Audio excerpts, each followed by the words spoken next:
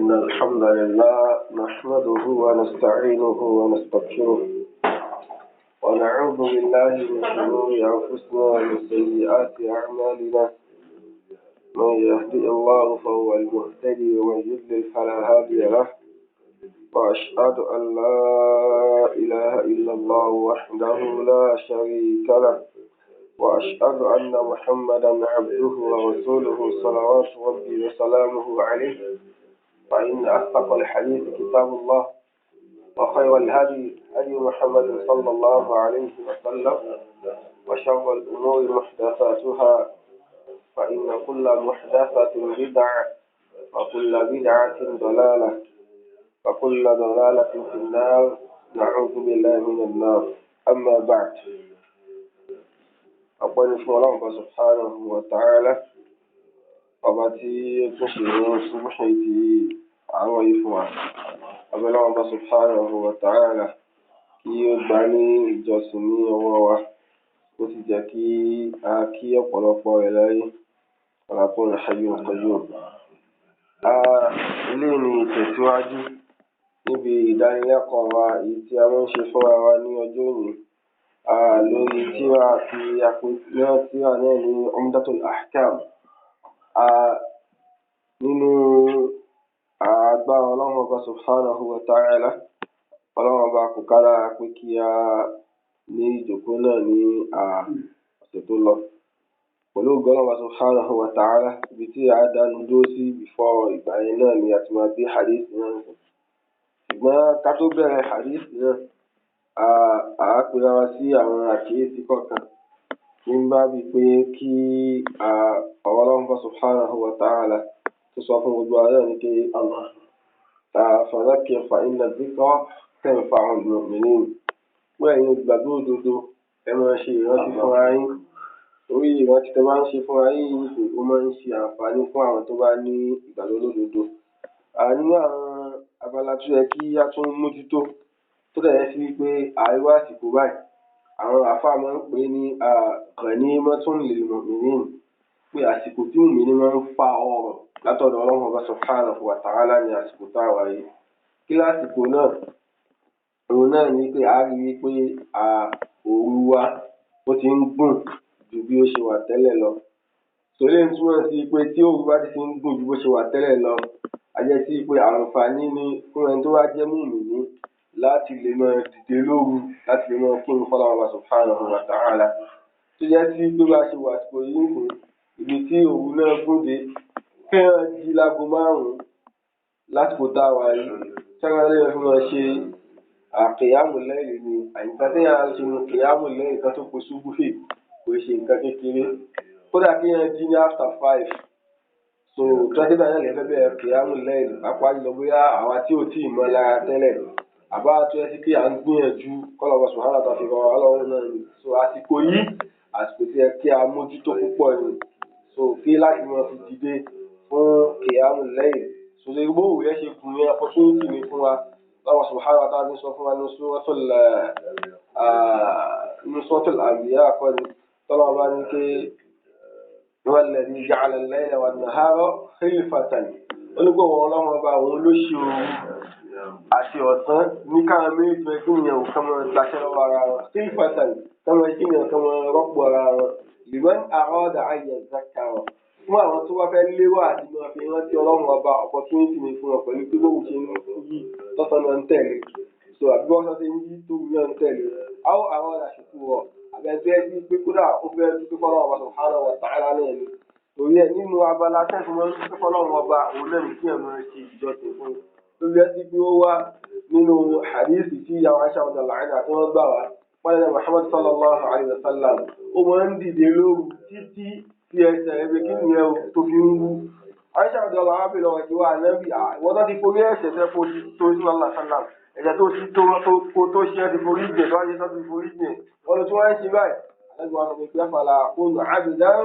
shakura, ṣé mo ní jẹ́ kó tó máa mọ orí Ọlọ́run Subhanahu wa Ta'ala lórí rẹ̀ ni. Tó túmọ̀ sí pé tó wá lè yẹ sí pé ànábì lè mú àgbọ̀ yìí wá pé kí ẹ̀dùn rẹ̀ ṣe jọ́sìn lára pé ẹ̀rù fọ́lọ́ Subhanahu wa Ta'ala ló wà. Àyẹ̀dẹ̀ pé ẹ̀ka kéèsì abala yìí, Allah Subhanahu wa Ta'ala kí ó ṣe ní wọ́n fún wa. Ẹlẹ́ẹ̀kejì mbẹ̀, òun náà ní pé bí òun ṣe gùn yìí nínú àsìkò tí ṣètọ́nù tún máa ń lò láti fi da ọmọ ogun rẹ̀ síta pé kí wọ́n bá àwa mùmí níjà náà ni pàápàá jùlọ àsìkò tó yẹ sí pé hadith dáná bí sọ fún wa pé kí nìyẹn wà lẹ́kàlẹ́ inú tọ̀wé inú tí ìtọ́nù àwọn ọmọ ẹ̀kí à máa sùn lọ àsìkò ṣubú ìdúrà tó wà wọn lẹ́kàlẹ́ inú tọ̀wé inú òun sì gùn yà máa sùn lọ àwọn sọ fún yẹn létí bẹ́ẹ̀ àwọn ẹ̀kí ẹ̀ máa sùn lọ bóde yẹn sí pé àsìkò tó wò sí gùn báyìí yẹn máa ń ṣe kí yẹn máa ń tètè bẹ́ àṣùbà àsìkò tí òun tún wá gùn tó yẹ kí ẹ sí ìyẹn tó wá ti wọ́n sùn dáadáa ìtọ́jú àwọn ti kíyàn wọ́n á ti kọ́ àwọn ogun rẹ̀ wá kí àsìkò yìí gangan ní wọ́n á gbé àwọn ogun rẹ̀ dìde tó abára yìí tó nínú nǹkan tó yẹ kí àkágbìyànjú láti lè bá ṣètọ́nù jagun òun náà ní ká wọ́n sọ àwọn obìnrin láì rẹ̀ ṣètọ́nù ọjọ́ nǹkan tó hàn kó wá di ọ̀tí èṣù tó nínú àwọn kí ṣètọ́nù wọn gbà láti fi wọlé òun náà ní pé àwọn yẹn kí ẹ mọ̀ sùn lọ bóde yẹn ti kọ́kọ́ tún lé kí ẹ ti sùn láti àná kí wọ́n á tún sùn ní fífẹ́ kódà kó wọ́n yẹ pé ṣubú yóò ti wọ ìrẹ̀lẹ̀ kí wọ́n ń jí ìfọ́gbà ẹ̀ wọ́n látara pé ṣe ìtọ́nu lo kí nìyẹn o ó fẹ́ máa lo ète rẹ̀ fún àwọn ìgbàgbọ́ òdodo ni kọ́lọ́mọ̀ subhanahu wa ta'ala kó ṣọ́ ìmí àti ẹ̀yìn kúrò ní ara ṣe ìtọ́nu kó ṣe ìjọsìn rẹ̀ fún wa ní ìrọ̀rùn kó yẹ ká máa rí ìgbádùn níbi ìjọsìn tí a bá ń ṣe. náà hadithi tí a máa kà lónìí òun náà ni hadithi tó jẹ́ ti Anas radiyallahu anhu tí wọ́n gbà wá hadith náà lọ báyìí pé annahu qala Anas sọ báyìí pé kana Rasulullahi sallallahu alayhi wa sallam yadkhulu al-khala' Anas ó ní pé àdébà Muhammad sallallahu alayhi wa sallam ìmọ̀ ń wọ ilé ìgbọ̀nsẹ̀ fa ahmilu ana wa ghulamu nahwi idawatan min ma ó wá ní kí èmi o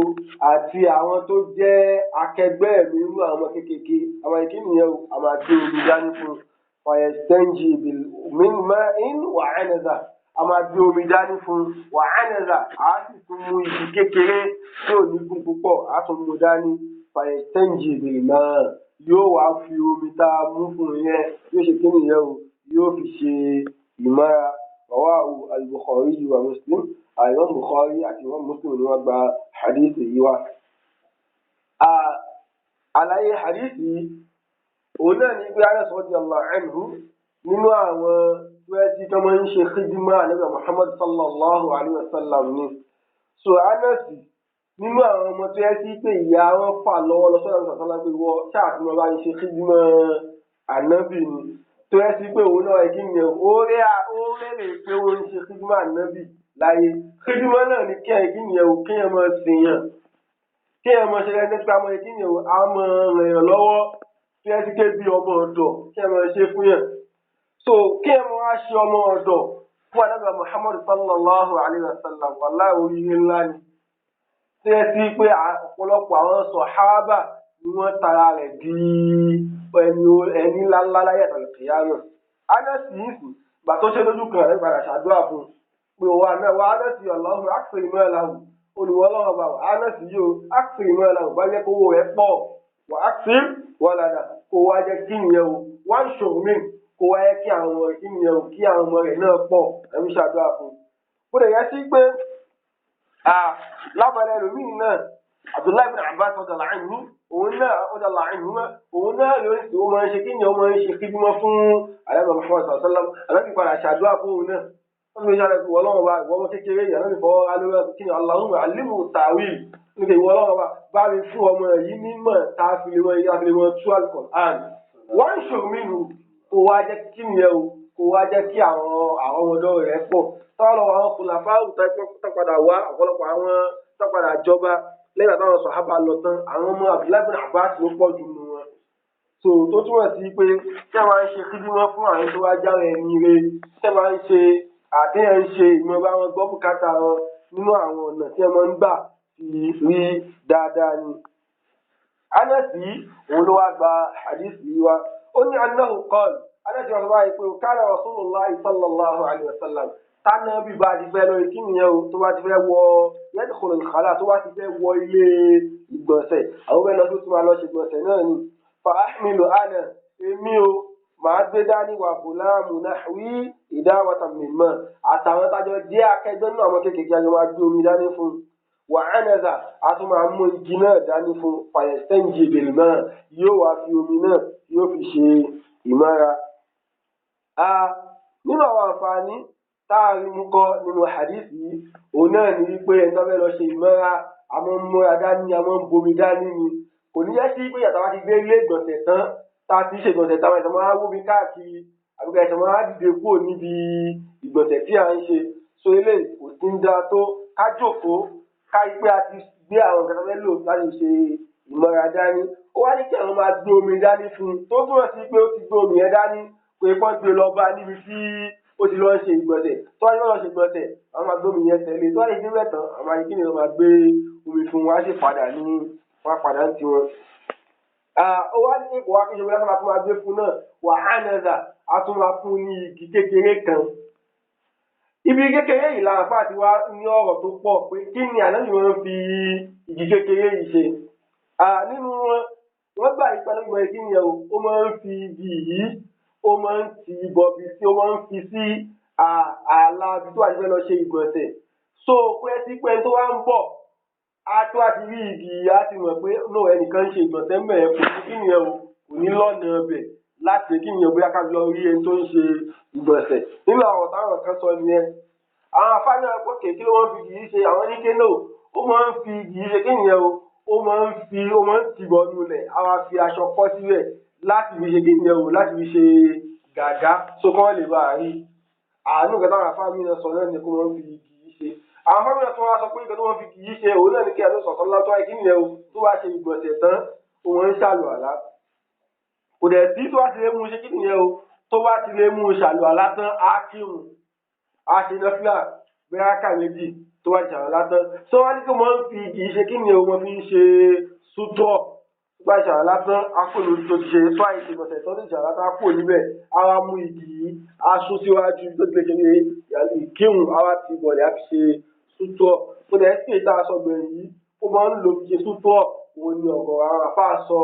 ó máa ń ṣe torí nínú àwọn ọlá tí ẹ ká mójútó òun náà ní tó bá ti ṣàlùwàlá tán ká gbìyànjú láti lè máa ṣe láti lè máa fi kírun lẹ́yìn rẹ̀ ìmọ̀ ó yẹ sí pé ìrun rákà méjì náà ni tó bá ti ṣàlùwàlá nínú gbogbo àwọn ṣàlùwàlá tán káyé pé a fi àlùwàlá yìí kírun torí nínú àwọn nǹkan tó ní àǹfààní púpọ̀ ní ilé. Nínú àwọn àǹfààní tó máa rí mú kọ́ níbi hadith yìí òun náà ní pé ànábì máa ń sábà ṣe kí nìyẹn ó máa ń lo omi fi ṣe ìmọ́ra ni ó lè yẹ kí wọn fúnra wa pé nígbà tí ìtajà kàṣíwájú náà ni pé ó lẹ́tọ̀ọ́ ká fi òkúta náà ṣe ìmọ́ra àbí ìgbẹ́ tá ń lò láyé tí tá ń pè ní tíṣù pépà náà ni tó a lè láti ṣe ìmọ́ra ṣùgbọ́n omi òun ló fi ń lọ́lá jù. Àwa lè mú omi ká lo òun àti òkúta papọ̀ ká kọ́ fi òkúta ṣe ìmọ́ra ká tó wá lo omi lẹ́yìn rẹ̀ àbí pé sí pé òkúta lásán náà la máa lò àbí pé sí pé omi ẹ̀sán náà la máa lò ṣùgbọ́n ká ṣe kí nìyẹn ká lo omi láti ṣe ìmọ́ra ó fi ó ń ga ju ká lo òkúta lásán lọ. Nínú àwọn ìjọba àwọn àfa àyíwé táwọn àfa mú wá náà ní wọ́n ń lo òkúta àtomi òun náà ní pé táwọn ṣe ìmọ́ra ń sìn táwọn kọ́kọ́ lo òkúta táwọn kọ́kọ́ fi ṣèwọ́n ká tó lo omi. A ti kí pé ìgbọ̀nsẹ̀ tá a ṣe yẹn ọwọ́ wa ò ní kan ìgbọ̀nsẹ̀ yẹn direct bí ẹni tó yàgbẹ́ ni tó kọ́ fi òkúta clean àwọn kọ́kọ́ lo tíṣù kan láti fi clean náà ni tọ́yẹ́ fi omi fọ àyè ẹ̀gbìn yẹn ọwọ́ rẹ̀ ò ní sábà kan ẹ̀gbìn yẹn tó ti kọ́kọ́ nù ú pò so eléyìí nínú àwọn àǹfààní tí àwọn afá ṣàlàyé fún wa náà ni pé kí nìyẹn àwọn ń lo òkúta àti orí àyè ṣe ìmọ́ra ṣùgbọ́n a lè lo omi lásán náà láti kí nìyẹn láti fi ṣe ìmọ́ra so eléyìí nínú àwọn nǹkan tó yẹ kí a mójútó ni. àdúrà àfàdà tó máa rí mú kọ́ níbi hadith yìí òun náà nípa lórí ọ̀sán ọ̀sán lámi tó yẹ sí pé ọmọ ẹgbẹ́ nìyẹn tó ṣọ́ra lára kúrò ní ká mọ bí òwò àwọn ẹ̀rìn ní. so eléyìí náà tó yẹ ká abala tó yẹ kí a tó pàtàkì náà ni pé káwọn mọ sí òwò wálẹ̀ ẹlòmíbi tó bá ẹgbẹ́ lónìí kò sí tí ò ti lè tọ̀ kò sí tí ò ti lè yàgbẹ́ kò ká owó rẹ̀ fún. so eléyìí náà àwọn ẹ̀kọ́ tí Islam kọ́ wa dẹ̀ ni tó yẹ ká wọ́n lọ mọ pa òwò wa mọ́ eléyìí àwọn túmọ̀ sí pé a fi ń ju ẹni tó yẹ kí ìyẹn tó fi ń da jù láyé náà ni wọn náà aburú tó yẹ kó káàkiri jù lónìí òun náà ní káwọn èèyàn máa ka òwò wọn fún wọn kò sí táwọn ẹlòmíì ò ti lè tọ̀ tó bá ti ń gbọ̀n wọn á bọ́ sí wọn ti máa lè mọ̀ tọ̀ ẹlòmíì gan owó rẹ̀ tó fẹ́ fẹ́ tọ̀ o á dẹ̀ torí àti mọ́ ka òwò fún kò ní ṣe ara rẹ̀ dáadáa oníṣẹ́ rẹ̀ dáadáa bóyá wọṣọ náà ni àfàṣọ dédé bẹ̀bẹ̀rẹ̀ ẹ̀dì tó yẹ kí pé ìdí àtúmọ̀ ọkùnrin ká tó wá sọ àwọn tó yẹ pé obìnrin tó gbọ́dọ̀ sọ́ra pọn láti ìdílé báàbù àwọn náà tó wá pọ̀ jù lẹ́yìn tó yẹ kó ń ṣe ohun wọn lẹ̀ láyé tá a wà yìí tó wá lè mú ọkùnrin mọ́ pariwo rẹ̀ mọ́ débi tá a sọ yìí pé kí nìyẹn ó máa fi bílẹ̀ àfàyọ̀ṣe láti kọ́ ara rẹ̀ ká tó wá sọ obìnrin pẹ́pọ̀ ló wá ń ṣe ohun rẹ̀ lẹ̀ ó túnmọ̀ sí pé eléyìí nínú àwọn nǹkan tó yẹ kí tí a mójútó pàápàá jùlọ ọkùnrin ká tó wá sọ àwọn obìnrin tí a mójútó nǹkan tó wá lákó ṣe níwọ̀n fún wa nínú àwọn ọ̀nà tó máa mú pẹ̀lú hadisi òun náà ní pé ó tọ́ kí a mọ ẹyẹ kíkí nìyẹn o kí àwọn ọmọ wa mọ ra lórí àwọn kẹta bá ń ṣe àdúgbò kí n sọ ọmọ wa náà ni so ká mọ ra wa lọ́wọ́ ẹ máa pa àwọn ọmọ yìí sàmọ kéèké ni wọn ṣùgbọ́n látàrí ẹ̀kọ́ ti wà lára wọn wọ́n rí pé àwọn ọmọ sọ́sọ́ ẹni àpọ́nlé ni wọ́n fẹ́ lọ tọ̀ wọ́n fẹ́ lọ yàgbẹ́ yẹn wọ́n tí wọ́n bá gbé omi dání sallallahu alaihi wasallam so náà nǹkan fẹ́ pè sáàmù tí ó bá ti tú alẹ́ mẹ́ ká mọ́ lè jù lórí rẹ̀ ẹlòmíì tó wáyé nìyẹn tó wá pé ọkùnrin yẹn kan tó wá lọ tọ́lẹ̀tì tó wá rẹ́ nǹkan tó tún tẹ̀lé lásán a mọ̀ rí i pé àṣewẹ́ mọ́ mú lẹ́rù ni là kò rí bẹ́ẹ̀ ká mọ̀ ra lọ́wọ́ ìpápá jùlọ ọmọ kékeré kó mọ̀ ran àgbàlagbà lọ́wọ́ àti kó mọ̀ olùmọ̀ lọ́wọ́ gẹ́gẹ́ bí mo àwíṣe ṣàlàyé rẹ̀ tó nínú àwọn nǹkan tó dáa ni ká fi kọ́ àwọn ọmọ wa tó bá lọ lé kéwú kó mọ̀ ṣe àpọ́nlé àfa rẹ̀ torí pé kí ni al-ulama'u warasatul anbiya àwọn olùmọ̀tàrí àwọn ni wọ́n jogún àwọn ànábì Ọlọ́run subhanahu wa ta'ala kò yẹ sẹ́dọ̀ tó jogún lára wọn jogún ìmọ̀ tó wà ní ara àwọn ànábì Ọlọ́run ọba ni so àwọn ọmọ yìí a máa ń rí wọn káwọn ìwọlẹ̀ táwọn ìgbìyànjú táwọn fún àwọn afá àwọn ilé táwọn ràn wọ́n lọ́wọ́ tó bá gbé nǹkan dání kò sábúrú kó gbà lọ́wọ́ rẹ̀ kó bá a débi tó ń lọ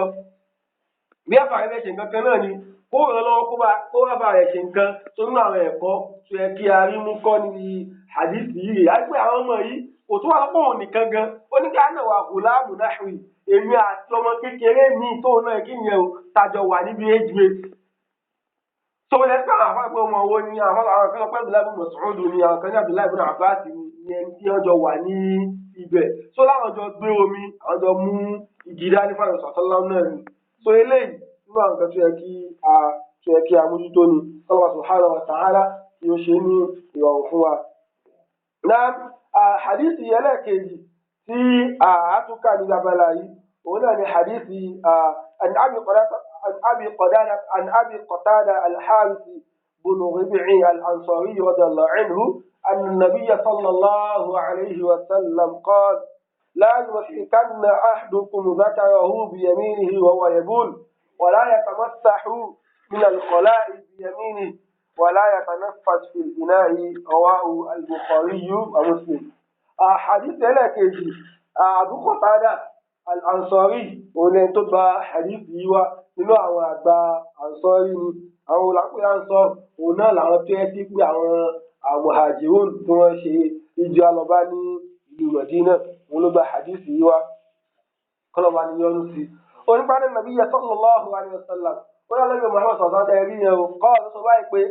la yumassikanna ahadukum zakarahu biyaminihi wa yaqul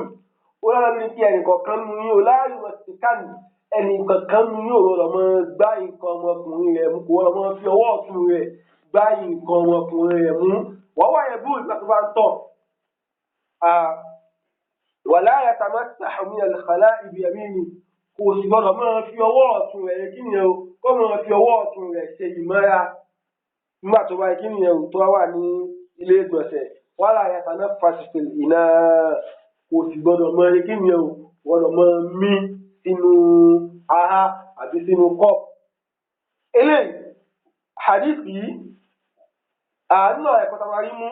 ní hadithi yìí òun náà ní pé tá a bá ń ṣe ìmọ́ra la yumassikanna ahadukum káwọn mọ̀ fi ọwọ́ ọ̀tún wa gbá ibi tá a fi ń ṣe ìmọ́ra mú. so bóyá ayé àgbẹ̀ ni àbá ń tọ̀ ni àwọn àbúté tá a bá ń tọ̀ àwọn ìwọ̀n fi ọwọ́ ọ̀tún wa ṣe kí ni o káwọn fọwọ́ ọ̀tún wa gbá nǹkan ọmọkùnrin wa mú tá a bá ti ń tọ̀ sọwọ́ òsì la máa ń lò àti ń lo ọwọ́ ọ̀tún tó kẹta ní ṣe kí ni tó kọ́ ní hadith náà nìyẹn ẹ̀rọ ti pé wà láyé àtàmọ́sà tó wá ṣe kí ni tó wá ẹ̀kọ́ tó wá ṣe tó wá pọ̀ tán òwò tó máa fi ọwọ́ ọ̀tún rẹ̀ clean sòkò ẹ̀ sí ọwọ́ ọ̀tún àwọn ẹ̀kí náà àwọn fi fọ̀ sọ ní àwọn fi fọ̀ gbẹ́ so ànábì káwọn ọmọ ẹ̀ṣẹ̀ lè wala yatanaffas fil ina abáwá mú mi náà ìwà mú mi àwọn ọmọ ikí àwọn ọmọ mi sínú omi tí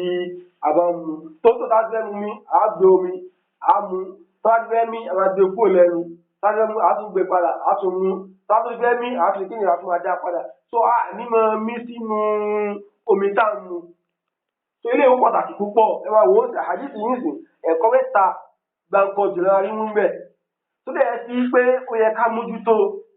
torí pé nínú àwọn nǹkan tó máa ń fa àìsàn lọ́pọ̀lọpọ̀ bí ìlara tí ó kì í mọ̀ òun náà ni àìnímọ́tótó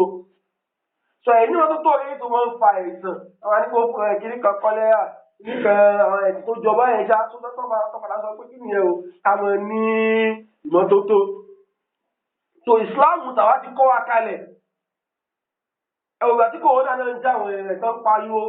pé ẹ̀ tó wáyé kí ẹ máa fọwọ́ yín pẹ̀lú kí ẹ máa fọwọ́ yín dáadáa kẹ́yìn tó sọ àwọn ń fọwọ́ wa lẹ́ẹ̀mọ àwọn lójú rẹ̀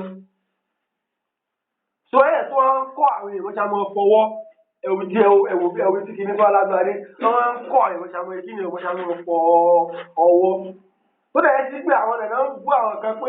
ẹ̀yin ò mọ ju ẹ̀kọ́ ẹ̀sìn lọ ni àwọn kan wà ní inú òòrùn tó ti wọ ní òṣùpá èyí wá tó kó tí ìgbà yẹn wá ń kọ́ ẹ̀wù ṣá máa fọwọ́ ṣá máa ṣàlù àlá àṣọlọ́npadà ń bọ̀ sí wọn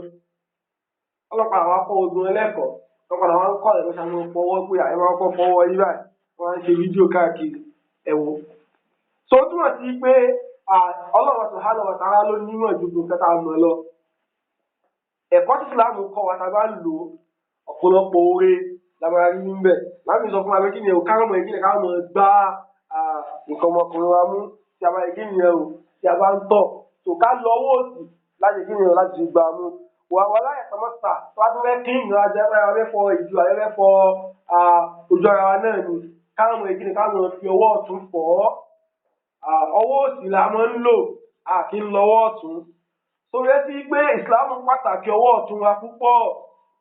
ìsìlámù pàtàkì ẹ̀ púpọ̀ táwọn jẹun sí àdéhùn ìsìlámù ò ní ká jẹun pẹ̀lú ọwọ́ òsì a máa ń jẹun pẹ̀lú ọwọ́ ọ̀tún ni lórí àjùbánu àmì àti pé kí ni o ànábì nífẹ̀ẹ́ kọ́ kí ni o kó máa ṣe nǹkan pẹ̀lú ọwọ́ ọ̀tún tọ́fẹ́ jẹun ní ọwọ́ ọ̀tún ni ó fẹ́ ya arun lásán àkọ́kọ́ ya abala apọ̀ ọ̀tún náà kó tó ya abala apò òsì so Islam pàtàkì ọ̀tún púpọ̀ lórí ẹ ti pé dájúbẹ́ ti àwọn tó jẹ́ ẹ̀kẹ́ ẹ̀gbin àní máa lo ọwọ́ ọ̀tún fi ṣe àwọn ń lo ọwọ́ òsì fi ṣe ni bí a ń tọ̀ ni àfọwọ́ òsì gba ìfọwọ́kùnrin àwọn bóyá abẹ́ clean náà ni a fi ọwọ́ òsì gba nǹkan ọmọkùnrin a fi ṣe kí a fi clean tọ́ba tó wá mú mi náà láàmú káwọn ọmọ ìdílé káwọn ọmọ mi sínú omi tí a ń mu so eléyìí àwọn tó jáwọn olùmọ̀ tó jáwọn àwọn sàyẹ́ǹsì àwọn náà padà fi ẹni ilẹ̀ pé kí nìyẹn o pé kò dáa tó kí ẹ mọ kí nìyẹn o kí ẹ mọ gùnfẹ̀ sínú omi tí ẹ bá ń mu kò dẹ̀ káwọn tó sọ làwa ti mọ̀ mọ́dà kí nìyẹn o mọ́dà 1000 something years làwa ti gbà kàlá làwa ti gbà tọwọ́ tẹ̀lé ọlọ́run ìtọ́sọ́ láwùjọ wa tọ́ba dúró náà fún wa kí mo ṣe rí náà nìyẹn ẹ káàbọ̀ ṣùgbọ́n wà níbi kí ni ànábi ti tọ́wọ́ àti tiwa sallallahu alaihi wasallam sọta bá mú mi káfi kọ́ra wa káfi kọ́ àwọn ọmọ wa ní tọ́ba ti mú mi bóyá kọ́ra pé bóyá ti dọ́ wájú káwọn rí bá mú díẹ̀ ni kí ọkọ̀ mú kò dẹ̀ gbé kalẹ̀ omi ní ló fẹ́ kó mi síta tọ́wọ́ fẹ́ mú sí kó tún yẹ kí ni ẹ̀ tún gbé padà kó tún yẹ kí ni ẹ̀ kó tún mí sí ìta ká máa mú lọ bẹ́ẹ̀ ṣùgbọ́n káwọn àgbẹ̀ gọ́ àti inú omi àti nínú omi ẹ̀ inú omi ló ń lọ so ìyẹn gan ó ní àìsàn tó yẹ kó lè fà fún wa gan kódà omi táwọn mú yẹn gẹ́gẹ́ bá mú báyẹn ó lè dá wa lálẹ́ sí wa ní ara dáhùn lómi náà pé òun ti gbé àtọ̀gbọ́mi ní aṣí báyìí ó ní pàápàá àbúrò láti ké tó ń bí wọn fi pariwo kẹ́kẹ́kẹ́ káwọn adúlù pàápàá pípípípí so ẹ̀kọ́ yìí ni kò sí tó lè ká mójútó tá a bá mú mi àgbìyànjú láti kí ni o láti máa mú pẹ̀lú pé àní mí sí inú omi tá à ń mu a máa mú ní díẹ̀ tí a ti lè mí sí inú omi tá à ń mu látàrí pé ìmọ̀ mí síbẹ̀ yẹn gan kúrò ẹni tó bá ní ìkórìíra gan kò ní gba omi yẹn mú lọ́wọ́ wa tó yẹn bá gbẹ gan ẹni tó wá ní ìkórìíra tó wá ní pé òun ojú omi ní tó wá mú tó dẹ̀ pé òun mí sínú rẹ̀ kò ní lè gbà lọ́wọ́ ẹ̀ láti ní kí lọ́wọ́ kókó náà fẹ́ mú so eléyìí nínú àwọn abala tó yẹ kí àkíyèsí tó dẹ̀ pé ó ṣe pàtàkì púpọ̀ òun náà ni abala yìí òun náà tó bá fẹ́ ṣe mọ́ra ká gbìyànjú ká máa fi ọwọ́ sí wa ṣe ìmọ́ra ni bí a fẹ́ gbá ilé ìgbà fi ń tọ̀ mú ni ká fọwọ́ tún gbà mú bí a fẹ́ ṣèmọ́ra tí mo fẹ́ fọ ìgbẹ́ fẹ́ fọ̀tọ̀ náà ni ká rí i pé à ń fi kíni yẹn o à ń fi ọwọ́ òsì kíni à ń fọwọ́ òsì ṣe ni torí àwọn nǹkan yìí ká ẹ̀gbin ni tó dẹ̀ sí pé ó pàtàkì kíni yẹn o ká mọ̀ ṣọ́ra kúrò níbi ẹ̀gbin kọ́ subhanahu wa ta'ala tí ó ṣe ní ọ̀hún fún gbogbo wa. Hadith ló wá jẹ́ hadith èyí tí a máa kàgbẹ̀yìn ní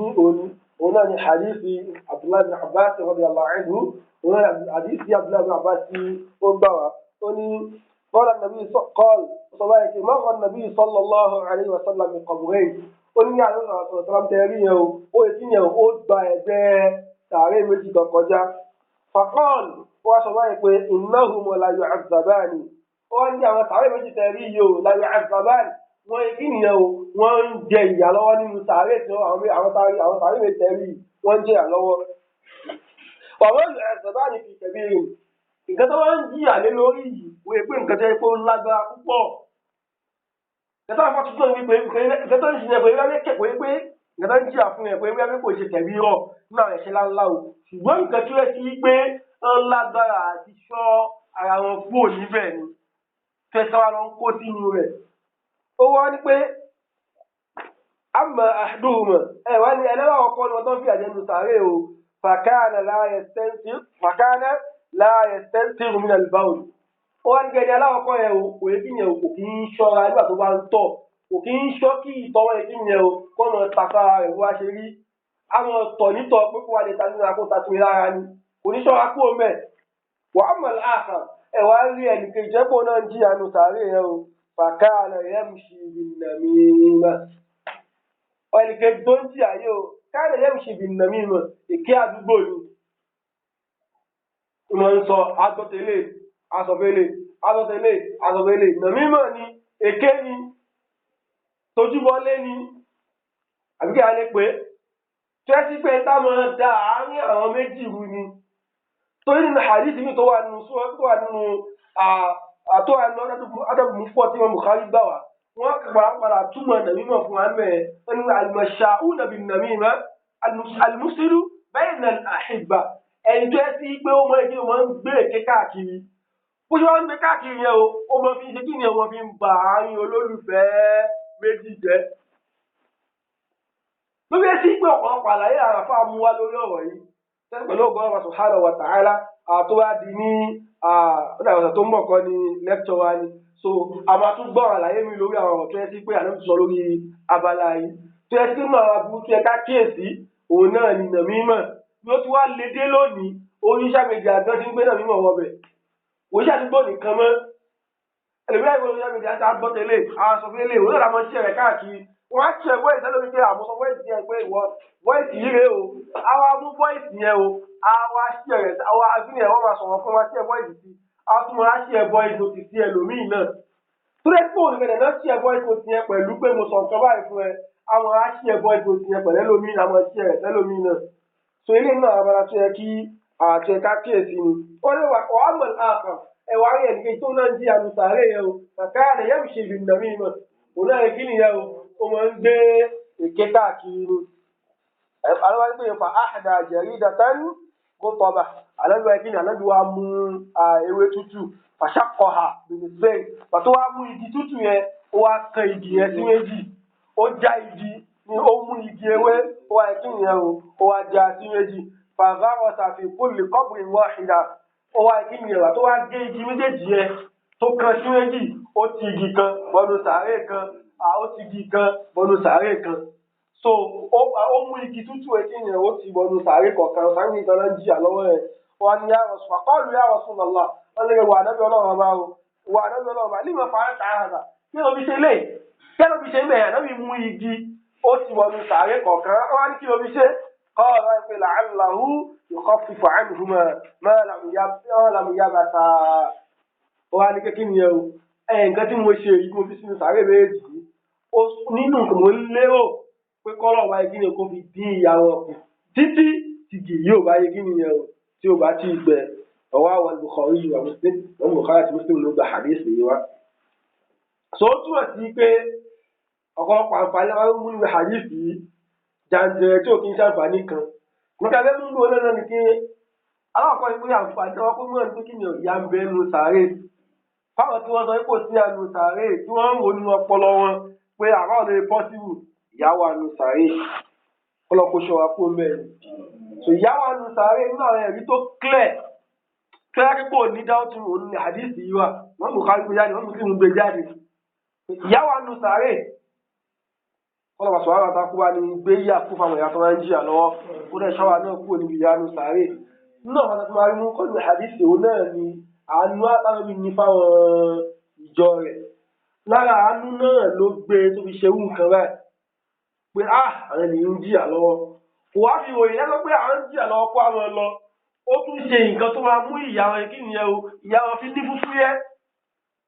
náà ló ní ìtàn àwọn àti ènìyàn kan àìgbọ́ ara ní gbẹgbẹgbẹ ní àwọn aṣọ́jọ bẹ́ẹ̀ pé kò yẹ ká fi ń yọ o ṣùgbọ́n àní sọ nìtọ̀ àánú gan náà eléyìí ọlọ́pọ̀ òwe ọmọ ìyá rẹ̀ sì àwọn aṣọ́jọ bẹ́ẹ̀ pé ọ̀nà lọ́wọ́ rẹ̀ kí ní kẹlágbájá o ó ti sọ náà nìyẹn wàá sọ̀rọ̀ pé òrè ẹni báyìí ọlọ́run wà ní ìfúnná láàfíà wọ́n á dẹ̀ ní kàtà lè ṣe lórí àìsàn tó mu so nǹkan yìí ò yẹ ká gbìyànjú àti ká ọ̀rọ̀ ọmọ ìyá wa fún àkànní mọ sọ́dọ̀ mi pé àkànní ìṣòwò yìí lásán nù àmọ́ sọ́dọ̀ mi gbàdá fi ń ṣe àánú ẹni tí nǹkan ṣẹlẹ̀ sí ó rẹ̀yàn ni èèyàn kú fún yàn ni ẹni báyìí wọn ẹnìkan wọn kú fún ẹni báyìí ọlọ́wà ní kẹ́ ọlọ́wà ní jẹ́ o àmọ́ ṣé ní ṣe àánú tábà lágbára àti ṣe nǹkan kan míì fún ọjọ́ àánú náà lọ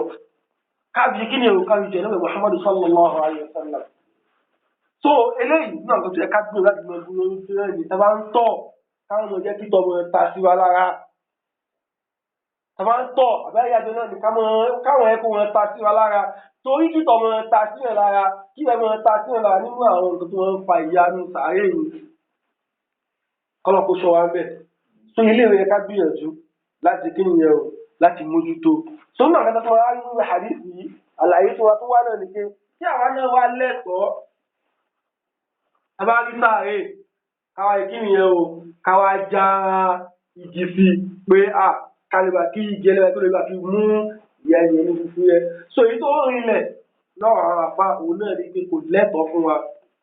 kò yẹ kíni yẹn o kò lẹ́tọ̀ọ́ fún wa tó àwọn èèyàn kan tó bá nínú kékeré kódà àwọn tó bá débi tó lágbára gan pé mò ń gbọ́ program kan níjọ Friday kọjá wọ́n béèrè wọ́n ní pé àwọn ẹni tó ń fẹ́ káwọn mọ̀ kílìnì inú sàárè pé tó wá kílìnì rẹ̀ pé kán fi àwọn eré tó wá wà mílẹ̀ síbẹ̀ náà ni káwọn mọ̀ kílìnì rẹ̀ so wọ́n fẹ́ mú àgbọ̀ inú ìwé tó wá fún wa náà ni kí wọ́n fẹ́ mú àgbọ̀ yìí látara hadith yìí náà ni ṣùgbọ́n kò sẹ́rí mẹ́ sàmọ́ kílìnì sàárè ni ìwà àti sàárè àti sàtàlá ní Mádínà sallallahu alaihi wasallam ta ló rí ń bẹ̀ gbogbo ẹ mọ́ lọ ni so àtàtàrẹ tó jẹ́ sáré àwọn sàhábà tó wà nígbà káyọ̀ lọ́kọ̀ so gbẹ mọ́ lọ ní clean gbogbo ẹ̀ so ẹ sí wọn fi ewé lẹ̀ ni so ẹ yẹ kí ewé kí nìyẹn o kí ewé wà bẹ́ẹ̀ nìyẹn so eléyìí túwọ̀ sí pé a máa ń clean àwọn sáré wa àti wọn fílẹ̀ kó wa kún gbó káwọn ayé àti so àwa náà wá rèé sí àwa ní wọn ti gibọnú sáré káàkiri pé ayé fi gbé àpò fún wa so àwọn fún wa pé àwọn ọ̀pọ̀ ni pé sáàmù pẹ́ni yẹn ń jìyà ni àmọ́ bóyá ń jìyà so àìmọ̀ wa rèé tó túmọ̀ sí pé táwọn kalọ́ ń tigi bọ́nu sàárè ẹni tí ó wà ní sàárè pé kọ́lọ́ máa gbé àfúnṣe àti ní sùúrù nífẹ̀ẹ́ nìyẹn àti ní ìró kan burúkú tẹ́ nìyẹn tí ó rẹ̀ tọ́ fún wa tó ẹ̀ ń tí àmọ́ ipò tó wà káwọn á lé nǹkan burúkú sí kò tọ́ so ẹjẹ àfilẹ̀ ká ṣàdúrà fún ní ti gígbọ́ ànábìsọ̀ sára nìkan ló lágbára àti kí nìyẹn o láti lè máa ṣe nǹkan yẹn tó ń mọ̀ pé kí nìyẹn o fóun mọ̀ pé ìyà ń jẹ ẹnìyẹn lọ́wọ́ ṣùgbọ́n àwọn ò mọ̀ so ní ẹ̀tọ́ láti lè máa ti gígbọ́ nínú sàárè àwọn èèyàn káàkiri àti rí sàárè ìtajà fún mùsùlùmí ló wà mẹ́ abẹ́lẹ́ ọmọ subhanahu wa ta'ala fún ọlọ́kùnrin bá ti ṣe sàárè yẹn ní àyè kẹ́ ní àyè yẹn fún eléyìí ní àwọn àlàyé tí a rí mú níbi àwọn àhàdíìsì tí a kà fún ara wa ọlọ́run subhanahu wa ta'ala tí ó gbà ní ìjọsìn lọ́wọ́ wa kó ṣe wá lọ́kàn náà tó máa gbọ́ àwọn ọmọ sọ̀tọ́ náà láti máa gé òǹkà lè máa ṣiṣẹ́ ṣe kó ṣe wá lọ́kàn nípa máa gbọ́ nǹkan tí ò bá da ká lè máa jìnnà sí káwọn subhanahu wa ta'ala kó gba àwọn ìjọsìn wa ní ìjọsìn lọ́wọ́ wa subhanaka allahumma wa hamdik ashhadu an la ilaha illa ant astaghfiruka wa atubu ilayk assalamu alaikum wa rahmatullahi wa barakatuh.